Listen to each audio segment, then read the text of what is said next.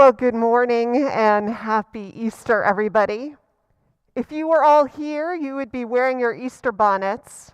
So I'm going to momentarily put mine on, which is a tribute to this particular Easter, which, if you can see, is when Stanford will be in the women's finals. So I wish you all a happy Easter, happy NC2A celebrations. I hope you all at home happily wearing your Easter bonnets or your bedhead, your Easter finery, or whatever makes you most comfortable, most full of peace and joy this Easter morning. And blessings in the day, whatever it means for you, a gathering outside with family or friends, maybe even mask-free if you are not vaccinated and can be indoors with a small group, just like old times. I also want to name that some of us are not with people that we love still. On these holidays, sometimes we are particularly aware of who is no longer walking this earth beside us. I want to hold out this morning a prayer for Ben Rudiak Gould's mother, who's very sick, and for all others of our loved ones who are sick and who we're holding particularly in our hearts this time. So welcome this Easter. I have a particular welcome, I want to say, to Ruth Cowan and her family. Ruth has been resisting Livestream, but we have a huge shout out to Ruth's daughter, Ellen, and her son-in-law, Christian, and Ruth's grandson, Julian, who have been staying with Ruth and have talked her in slowly into Livestream. And so it's so great to have you all with us this Easter. I feel like every time we talk to people, we find out who is joining the party that happens on Sunday, and often they're people we know, and so it's nice to know that we're together. And sometimes, almost every week, there's someone who has, well, like a party, come in through the back gate and maybe sat around the fire pit in the backyard and who we didn't know was there until they tell us. And it's always a joy to get to know who is at the Sunday morning party and to hope that you'll find other ways to kind of enter in and be part of the community. We're so grateful to have you all here this morning. I want to thank the Flower Committee, who also supplied the bunny ears so that we have at least a momentary reminder of some of our favorite Easter Sunday finery. To Amy Kelly, whose bunny ears are on loan this morning, and Athena Papadakos, and Carrie Steer-Salazar and Judy Payne, who have made the flowers possible. Of course, to everybody who has made this Sunday possible, who makes it possible every week, to Reiko Oda Lane, and also our guest trumpetist, Tom Dambley this morning. It's not Easter without trumpet, is it? To our singers who are off in our music wing, to Michelle Kennedy and Brielle Marina Nielsen, to Ben Rudiak Gould, to Asher Davidson, and to Mark Sumner, our conductor and pianist, for making the beautiful music this morning possible. I also want to thank those who are with me here in the sanctuary. Meg McGuire, our intern minister, Eric Shackelford and Shuli Ong on camera, of course, Jonathan Silk, organizing and orchestrating all of it, and Joe Chapeau and Roberto Delau in the background, making sure our chat and our building. And today, also Dan Bernard, who is stewarding and working with the Tenderloin Tessie people who are getting ready to feed hundreds of folks an Easter supper. So the building is full, and so are our hearts. Welcome to worship. I want to just point out one other thing, which you may have noticed. Meg and I, Eric, can you show everybody the writing on the masks? Or do I need to come closer? Yeah. So I know all of us have been upset by the rising anti-Asian violence that's been particularly present in California. And the desire to respond, and we have gone to rallies and we have raised money for organizations that are serving both Stop AAPI Hate, that has been monitoring this. We supported them early in this pandemic when the anti-Asian violence was rising. I've been trying to think creatively and ask people what they think we can do to be a witness, and this was one idea. Since we have to wear masks, can we make them a way that we share our values with the world and speak of the love for our neighbors, all of our neighbors, but particularly to stop the anti-Asian hate that's going on in our city and in our world, because our neighbors, our loved ones, our family are being threatened and hurt and afraid. And it's not okay. And so how do we start a tsunami of love and a resistance to that hate and the message that it won't be tolerated? If you have ideas about how to make this mask better, or ways to and where to get one printed that maybe fits a little better so it preserves our health more than this one actually probably does, I would love to hear from you. You can email me about this through info@uusf.org. Info. Simple to remember. Let's figure out a way to respond and make our values known and our love known and our resistance to this hate and violence known. However we can, let's figure out a way to do it. I look forward to all of your ideas. So, let's do what we have been doing every week since the beginning of this pandemic. Let's light a candle that honors symbolically all of you, your gorgeous presence, brings you in spirit into this sanctuary until we are together in body again. And so we begin our worship, a service where we will talk about hope, this four-letter word, one of many, but one that is particularly both sweet and gritty, a verb, a choice, a perfect topic for Easter. Let's begin this conversation and worship with hymn number 270. It's in your hymnal, it's in your order of worship, which I invite you to download if you haven't already, so you can sing along, because the words are there. Day of light and gladness. Let us sing together.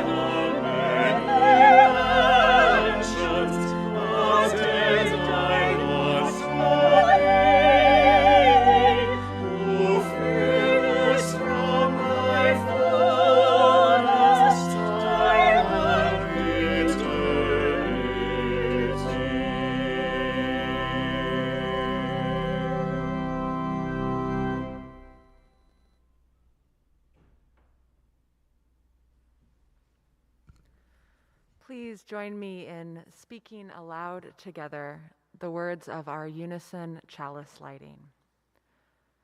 We light this chalice for the light of truth, the warmth of love, and the fire of commitment. We light this symbol of our faith as we gather together.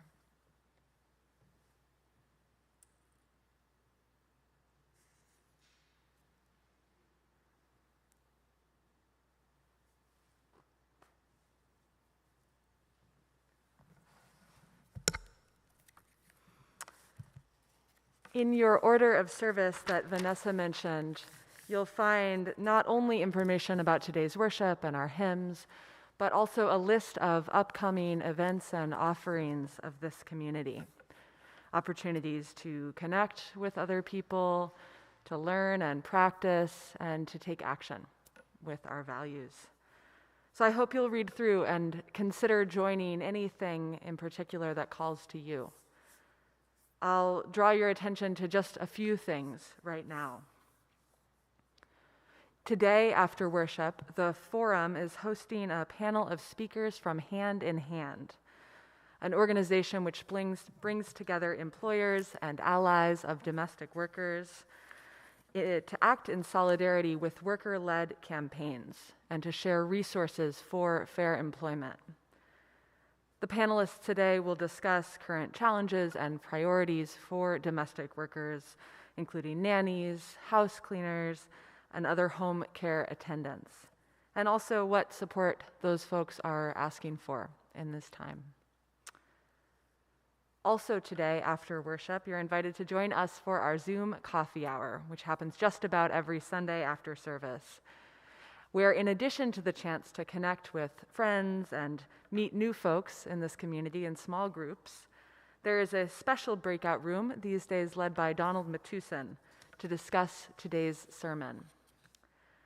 There will not be an 8th Principle breakout room today or next Sunday, largely because we're encouraged to join the 8th Principle Town Hall, which is happening next Sunday, April 11th at 1 p.m.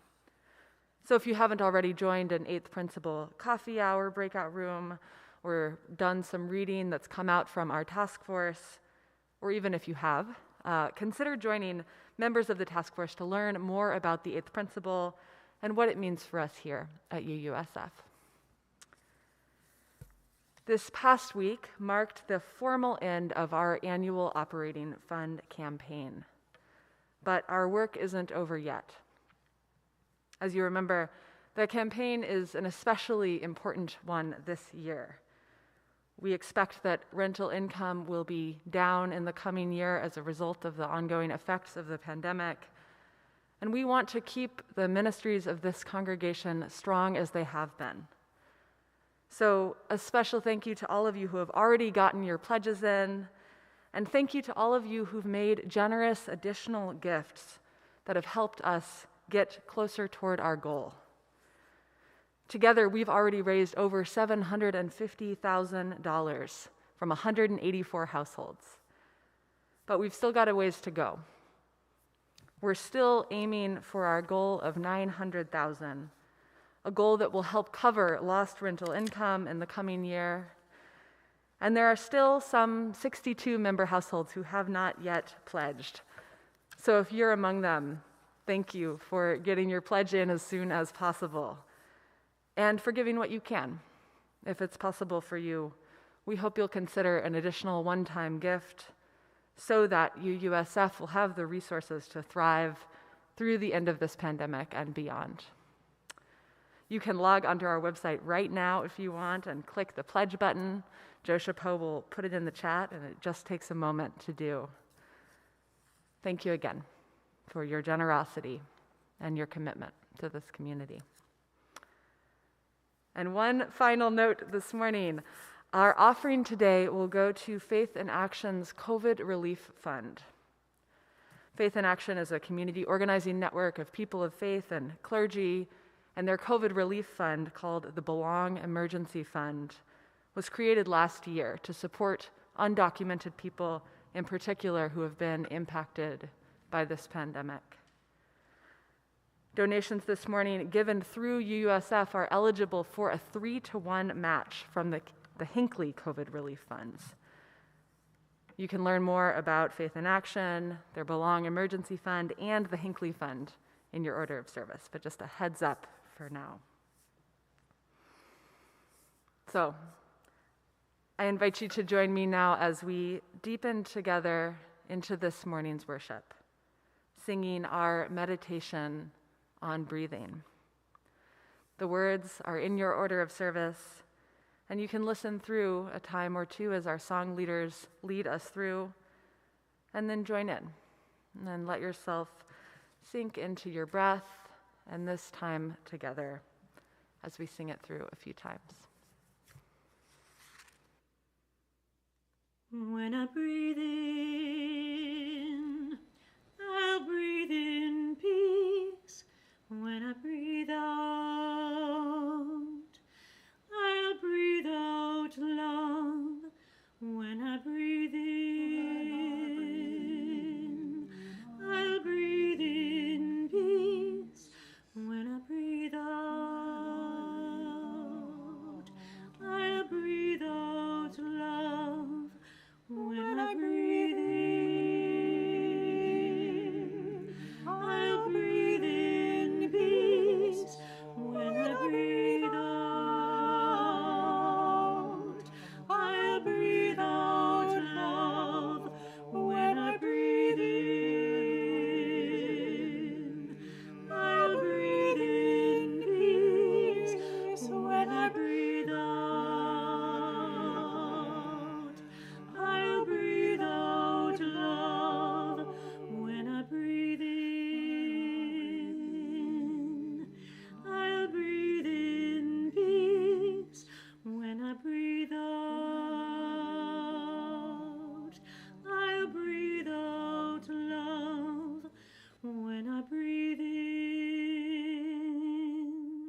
I'll breathe in peace. When I breathe out, I'll breathe out love.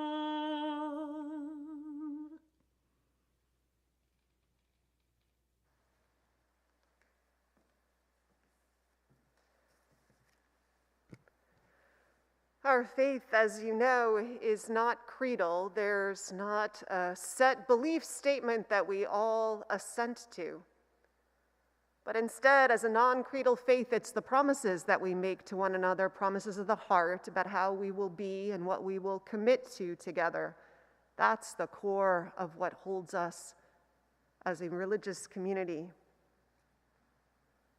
Those promises, they're articulated in lots of different ways. Our 7 principles, and the 8th principle that's up for consideration, that's one covenant of who we are. And another are these words, printed in your order of service.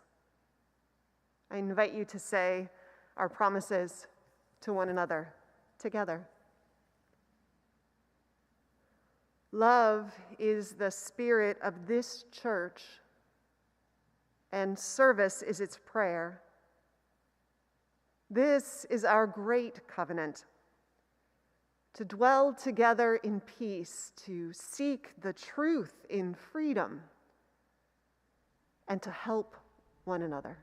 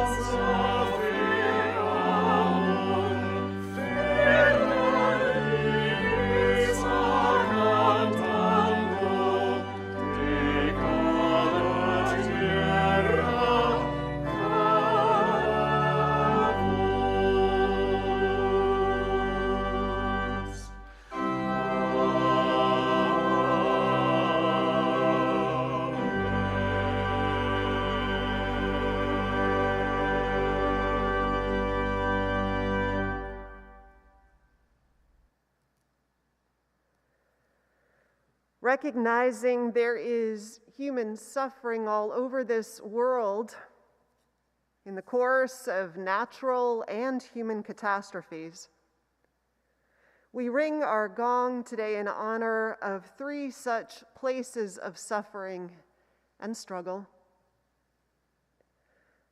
We ring our gong first, as we have since July of 2019, for those lives held and those lives lost in federal custody in our detention camps, for the hundreds of children still separated from their families, and all people who are still held without charges in less than transparent or humane circumstances, in what is a repeat of some of the most shameful chapters in our nation's and our world's history, fueled by xenophobia, racism, greed.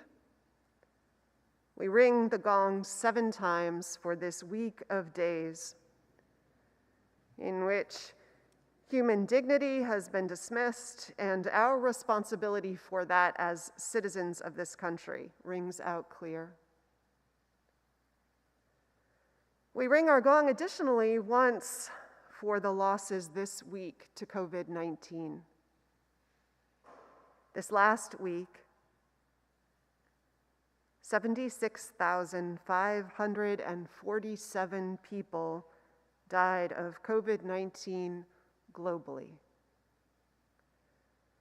6,117 in the United States. We hold in our hearts all of these losses, all who have lost people they loved dearly, and all who are still very vulnerable to the disease. We hold in our hearts those nations where medical care is taxed to the brink of its abilities and with devastating consequences. And all who await the fair global distribution of vaccines that, to be fair, will require a muscular commitment by the wealthy nations of this world, ourselves among them. Finally, we ring our gong for the places mired in Good Friday struggles around the world this week. The people of Myanmar and their fight for a democratic and compassionate government against violent crushing of opposition. And our own Asian American loved ones, friends, neighbors, afraid to walk the streets of their own cities and towns. Yet again, targets of a history in this nation of violence and dehumanization of people of Asian descent, with all the permission for evil that such dehumanization gives license to.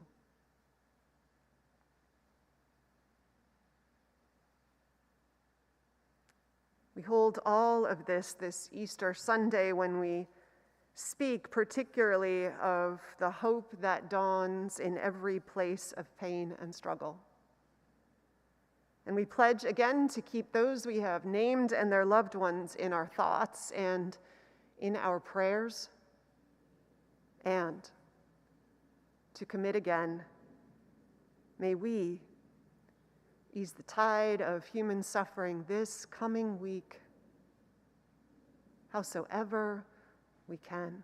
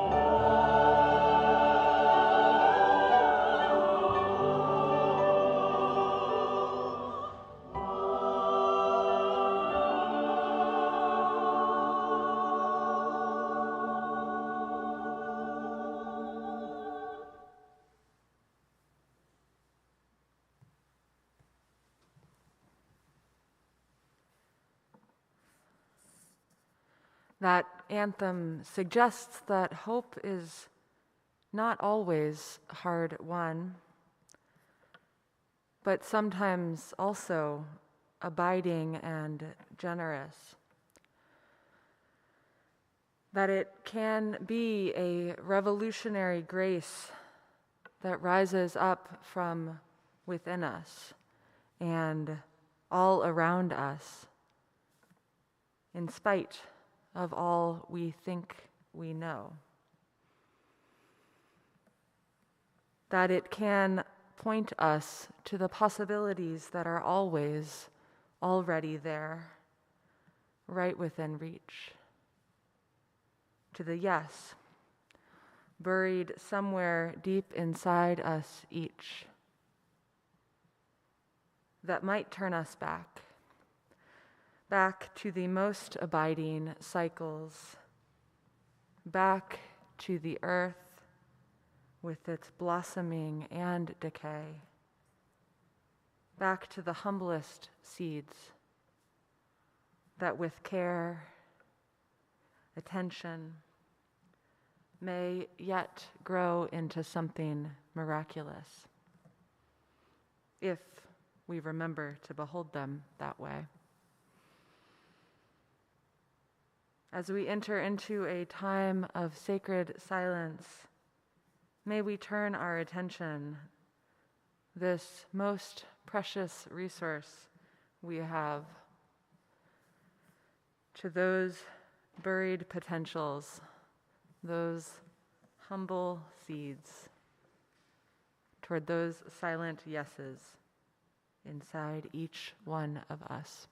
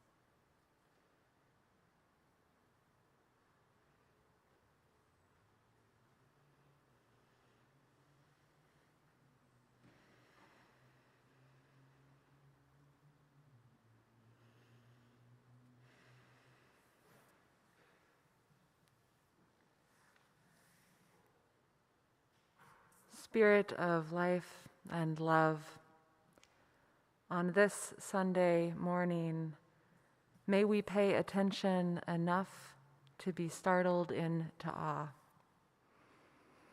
May we remember to imagine the sacred possibilities just below the surface.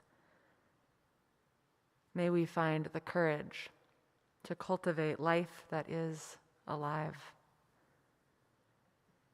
And may we go forth this day with a deeper gratitude for our shared abundance, with the fortification to both enjoy and to renew these gifts.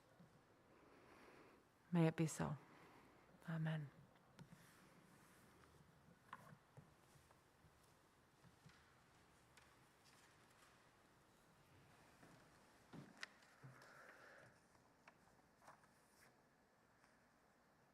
I want to thank you all for the generous offerings you have made in the last few weeks. Your incredible pledges with additional gifts, if you're able to give them, as so many of you have dug deep to be able to do. And then each week, we've been asking you to give a great gift to support our neighbors who are still doing the work at the end of this pandemic. Spirit willing and the creek don't rise, the end of this pandemic, to support people who are struggling so much now, especially. The last few weeks, you have given over $1,000 each week. We have sent checks for $5,000, over $4,000 with the help of Hinckley to organizations. And today the offering will be split between the church and Faith in Action and its COVID relief efforts. And the Faith in Action portion, again, will be matched 3-1. Thank you in advance, out of the love of our neighbors, for your generosity. Our offering will be given and very gratefully received.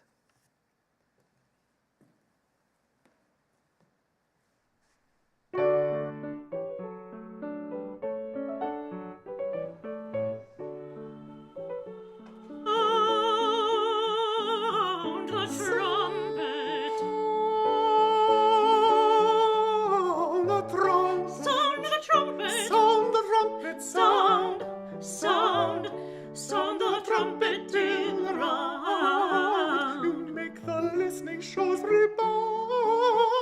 You make the listening shows rebound. You make the listening shows rebound. Sound the trumpet. Sound the trumpet, sound the trumpet, sound the trumpet till the round. You make the listening shows rebound. You make the listening shows rebound. You make the listening shows rebound. On the sprightly old boy, the sprightly old boy, the sprightly old boy, sprightly old boy play. Oh, the instruments of joy, the instruments of joy, the instruments of joy, that skillful numbers can employ to celebrate the glories of this day, the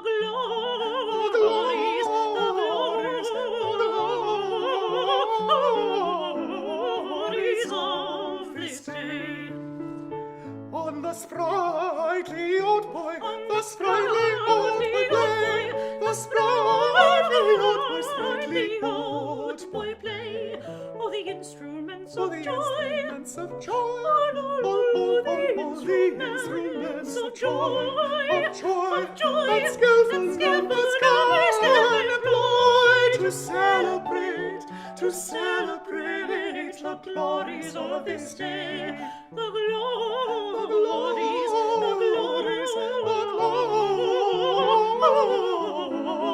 this day.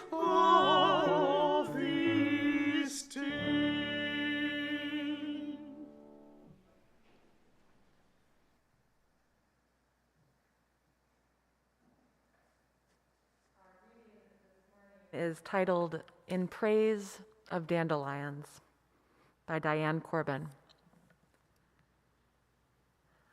I admire dandelions. They rise up unbidden, dotting the lawn with spots of gold. You can't get them out. For every one dug from the earth, legions sprout in their stead. They stand up for their right to be where they choose, defiantly yellow in the grass. They are subversive, taking back their wildness from the cultivated bluegrass, audaciously disrupting the mode evenness. When dandelions turn from gold to gray, they send their daughters on the wind to reclaim the feral earth. Here ends our reading.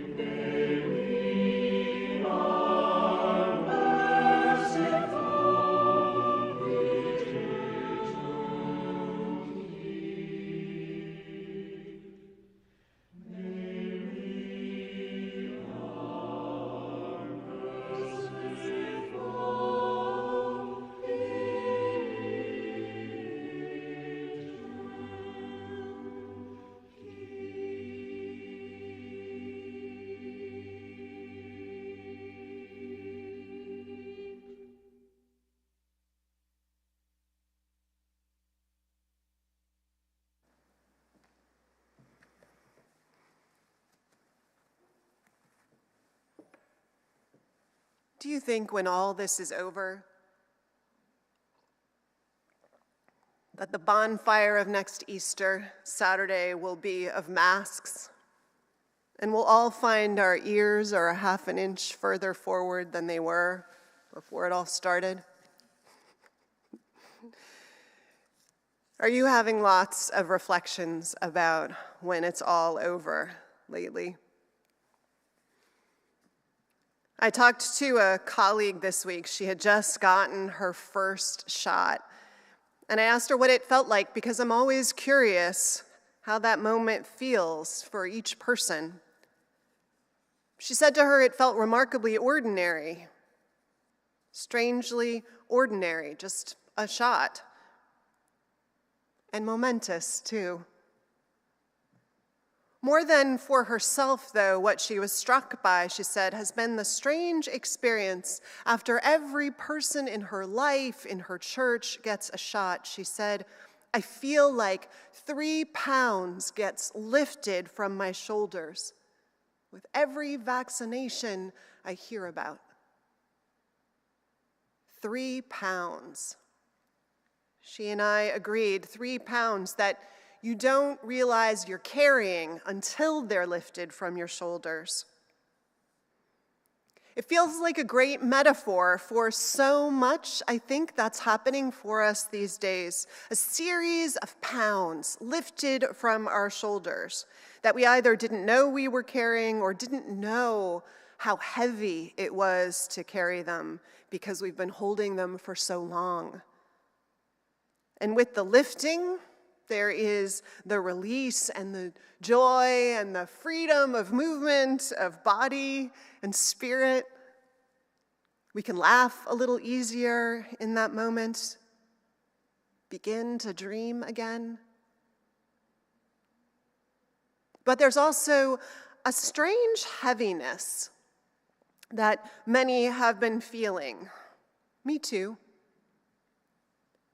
Like in the wake of all that unclenching, we can begin to feel how tired we are from all of it. It's like a bit more severe case of the cold that I always used to catch after finals, the one that made you realize just how much stress that run-up to the end of the academic year was, how little sleep you were getting, how much stress your body was under. There's all that, and in our case, there is the dawning realization too, I think, of more of the scope of what we have lost. A year. So there's some more mourning to do, and grief is exhausting. It's not quite a Good Friday world this year. Last year, it was more of one, all fear, all bracing, all landscapes of loss to look ahead to. This year, for those of you who know the Easter story, I might say it seems to me more like you and I were those exhausted disciples who are at the tomb of Jesus when the sun rises. The rock has been rolled back, but it isn't quite clear what it means yet. There is disbelief and the blinking of eyes, the stunned new reality that will take them and us time to discern and take in. Heck, they are still in their mourning cloth. And so are we. And maybe we are beginning to thaw, beginning to feel again, and maybe beginning to make sense of what we've been through for ourselves. Experts say these days that you and I, we need to give ourselves permission to have things feel fuzzy, for our brains to feel off, for us to be at a loss for words, and our emotions to feel sometimes strangely raw, other times completely shut down. In this time when we are unpacking the year and beginning to put it away. Things we have come to know. We're starting to make sense of them, I think. Some of that making sense for me has been around hope, the experience, the idea, the challenges of it. Emily Dickinson, she wrote that poem that we heard a musical rendition of this morning, right before Meg's time of prayer.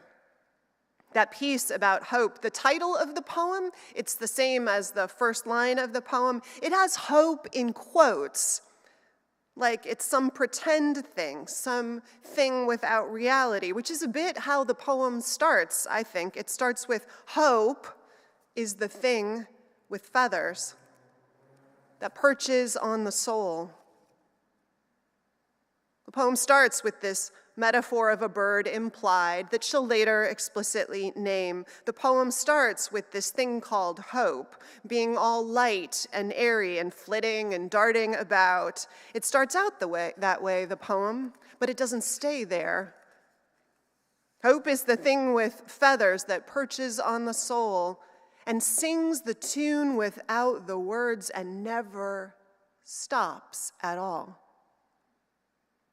And sweetest in the gale is heard. And sore must be the storm that could abash the little bird that kept so many warm. I've heard it in the chillest land and on the strangest sea, yet never in extremity it asked a crumb of me. Hope, the poet implies, is a bit deceiving. It can seem all feathery and light, but it is fierce, too. Showing up in the hardest places, storms, bitter cold, strange and faraway places, when and where things are rough. It sings its tune into the gale winds for you to hear, beyond them, within them. And the poet says it asks nothing of us. I think we've learned a little bit about hope this year. Liz Strand, who's a member of the church and a chaplain, among other things, she mentioned at a meeting not so long ago how she had read recently about the Stockdale paradox and how it was helping her. Named for Vice Admiral James Stockdale, the Stockdale paradox, if I said that right, who was a Vietnam veteran who was awarded the Medal of Honor for his duty, who also spent, as many of you know, 7 years as a prisoner of war in Vietnam. The paradox named for him, it's the pithy summary of what helped him to survive the ordeal. Quote, "You must never confuse faith that you will prevail in the end," he said, "which you can never afford to lose, with the discipline to confront the most brutal facts of your current reality, whatever they might be." Stockdale would tease out more of what he meant in his description of it, how those who were imprisoned with him, who were too optimistic at first, who were sure they would be home by Christmas or the first Easter, they were the ones, he said, who had the hardest time surviving the ordeal physically, spiritually. He said he never lost hope that he would come home. It wasn't ever that. But knowing what he did of war and the circumstances of that moment in time, he was less optimistic about the timeline of his liberation. And that, paradoxically, helped him to survive. It's an interesting lesson, isn't it? How hope and faith in a hope can actually be hard on us emotionally and spiritually if it's not grounded in reality. Because if it's not, then it's dashed again and again on the shoals of a false optimism. I think we who've been through the last year, we know that feeling. Liz named it for the power of it for her during these times. I think we all learned how to be temperedly optimistic, to stoke the fires of hope, but not too hot, not anchored in too quick a fix, to get used to the slow burn of hope that we kept alive in us until a day we knew when a vaccine would come, trusting that it would come, but not anchored to exactly when. And even now, if you are at all where I am, your current hope is tempered about when we will completely pull out of all of this. Not that we will, but when. Because we know how sly and cruel viruses can be. How much they too are pulled forward by a life force. And this one hasn't entirely waved the white flag. Hope has been, is vital to our long-term health through this, but a patient and a pragmatic hope for sure. We've learned a lot about hope.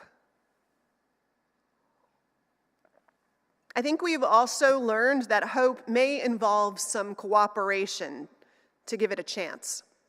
When Dickinson wrote, "Yet never in extremity it asked a crumb of me," I think she meant hope, that spark that's lit within, is given as a gift, as a grace, you might say.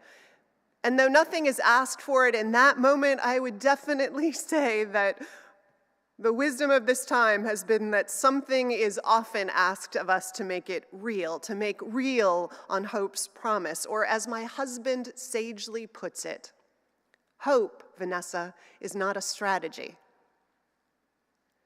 We learned that for sure this year. Our hope of making it through the pandemic alive required a lot of strategies and committed actions toward them.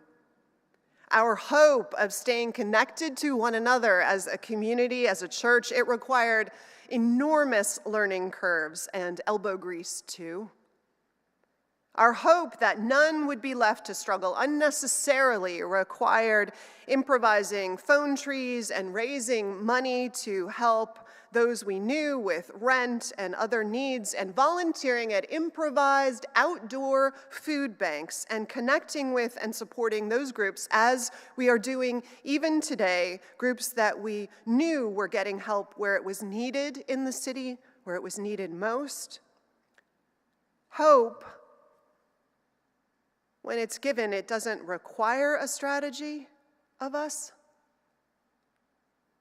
but strategy helps us make good on it. We've learned a lot about hope this year.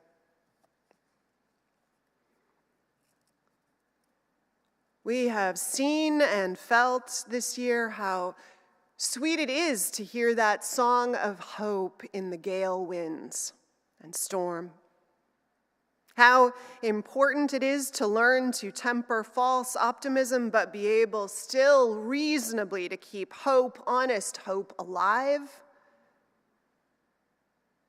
How we could put our heads down and learn new habits and walk through the hard, holy weeks, if you will, of the journey of our lives, full of loss and hardships and disappointment and fear, if we had hope that there was some Easter dawn waiting for us.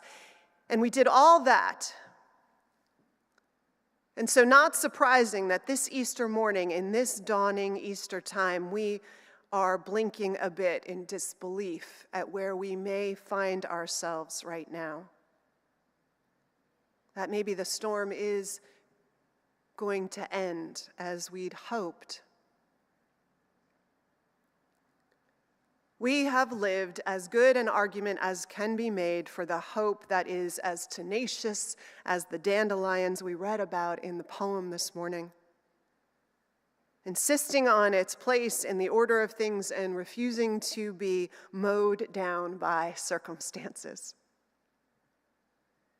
And we have learned as clearly as one could be taught the central importance of our need to be partners in that hope, wherever it is asking to be alive in the world, right? Wherever, because we have seen the power and the beauty and the necessity of it.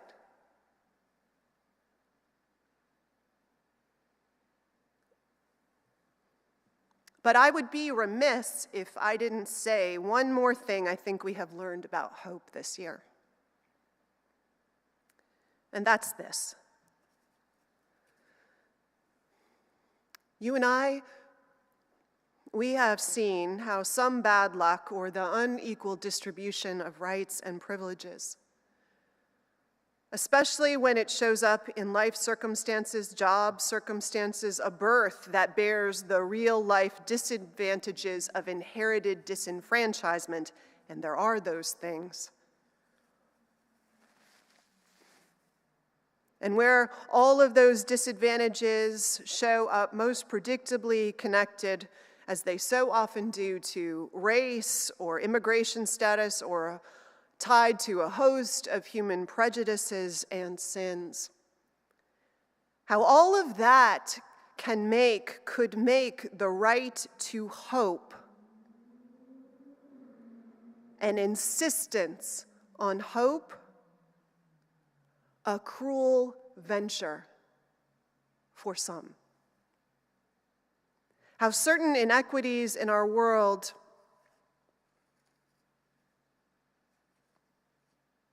made good strategizing not possible, or not nearly enough to make hope, reasonable hope, possible for many. 14 people in a small apartment, living that way necessitated by poverty, a density that also meant that those who left to take their low-paying jobs, essential to our survival, but not essential enough that we would protect them from infection while they were doing them, that those people would inevitably, unavoidably come sick with a virus and come home to an apartment where quarantining was impossible, and so death was impossible too. In that apartment, hope is a battered song at best, but it needn't be. It needn't have been. We learned this year, again, the fierce power of hope to carry us through the storms of life, but it's the power of real hope, hope with wings and possibilities, that carried us through. And so maybe what we can see now in a particularly clear way is that hope, real hope, is a right. That we all have a right to it. And certain hopes in particular, the human hope for some life that is abundant in the largest sense, but when we come down to brass tacks, that means a fair chance to survive, to succeed, to be free of fear, to have health care, to have a grounding education, to be safe in your neighborhood, to not be targeted on the streets and beaten for how you look, and let's be clear, for your race.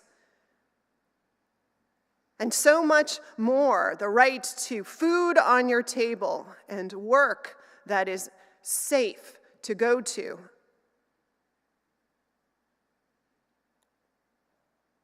That tenacious hope that we love, it's a right, and it's our work then to strategize together as a nation, as a world, for how to make that hope real. We've learned a lot about hope this year. Because some of our neighbors, they will meet this Easter, the rising sun, with hearts that are not so easily healed.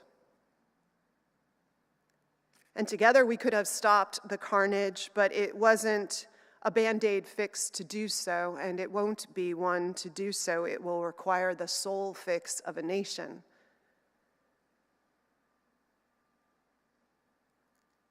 And the truth is, I'm not really sure whether the Easter story, the way it's told, is maybe a little bit misleading. I'm not sure resurrection is inevitable.